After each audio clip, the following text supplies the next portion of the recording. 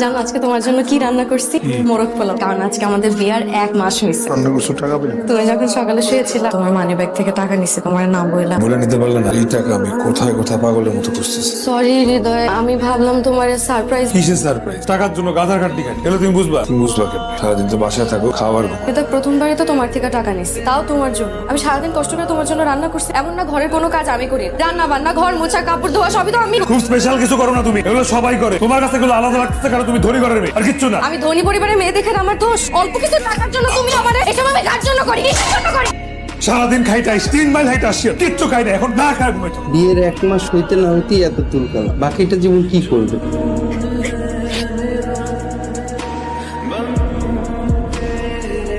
মাথা ঠিক ছিল না, কি করে ফেলছি। আমার সাথে এরকম বাজে ব্যবহার করবো না, আমার এসব একদম ভালো লাগে না। তুমি সাথে আমার আর কি আছে বাবা? মোবাইল টিপতে হয় না, আমার খাবো না। যেদিন মা খাবো না সেদিন বুঝবি মা কি জিনিস। আমি তোমাদের রেখে কোথাও যাবো না। কথা জি আব্বা। মার্কেটে গেছিলাম, এই জামাটা পছন্দ হলো, তোর লেগে নিয়ে আসছি, ওইটা দেখিস। কিছু বলবা? আব্বা আমার কথা খুব মনে পড়তেছে, একটা কল দিয়ে একটু কথা বলি। কোনো দরকার নাই, তোমার আব্বা যদি আমাদের ঠিকানা জানতে পারে তোমার আর আমার একবারে বাঁচতে দিবে না। এতদিনে তাদের রাগ কমে গেছে। আমি আমার আব্বারে খুব ভালো করে চিনি, আমার আব্বা রাগ করে থাকতেই পারবে না এতদিন। মানা করছি না। একটা কল দিলে দেখবো তোমার যত ভুল ধারণা আছে সব ভেঙে যাবে। একবার যেটা মানা করছি ভালো বলছো কেন? আমার ভুল হয়েছে যে আমি তোমার সাথে এখানে আসছি, আমার এখানে আসাই উচিত হয়নি। তোর ভুল হয়েছে, আর আমি খুব ভালো করছি। পালা আসি তোর সাথে। সেটা তো তুই তোর জন্য খুব পালাইছিস। দয়া করছিস তুই আমার উপরে, তোর কারণে আমি এখন ভুগতেছি। সব দোষ তো আমার। সব দোষ তোর, তোর কারণে সবকিছু হয়েছে। তুই আমার ভালোবাসছিলি কেন? তুই যদি আমার ভালো না বাসতি তাহলে তো আমার এই জীবনে আসা লাগতো না। কেন ভালোবাসছিলি? কেন করেছিস বল? বাড়াবাড়ি করিস না।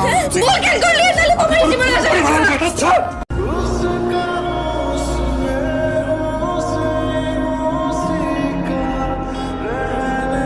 কেন করলি? তাহলে তোমার এই জীবনে আসা লাগতো না।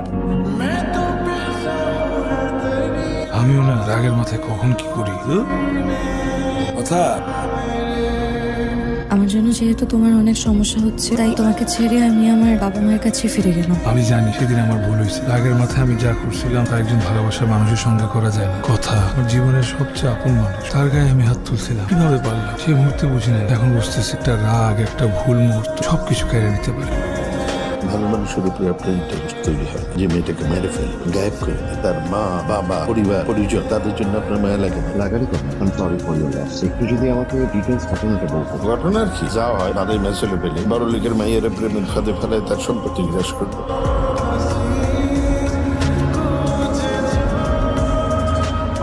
বাবার মান ইজ্জতের কথাটা চিন্তা করলাম না, একটা ছোট লোকের হাত ধরে চলে গেল। বাবা মায়ের হাতটা ছেড়ে যার হাতটা ধরলাম, ওই ছোট লোকটি এখন তোমার গায়ে হাত তুলে তোমার খুন করতে চায়।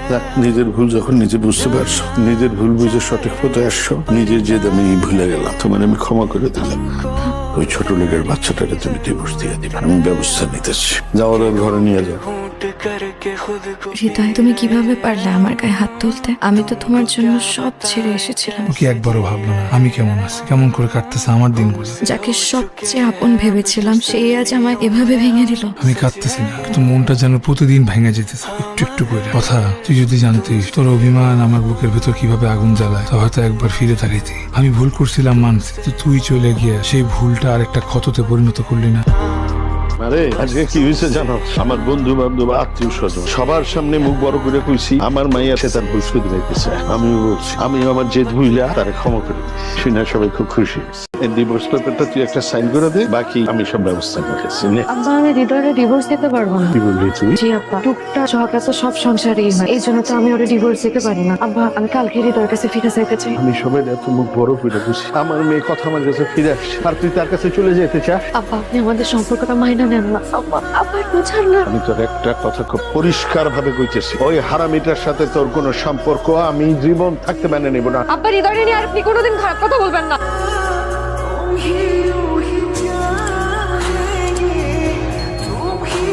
এটা সবসময় তোমার কাছে রাখবা, মনে হবে আমি সবসময় তোমার পাশেই আছি। তোর আব্বা তো সম্পর্ক মাইনে নিব বলছে।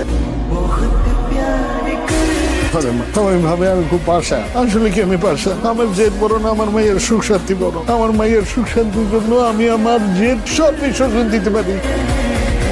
আমি নিজে তোর হৃদয়ের কাছে পৌঁছে দিয়ে আসবো।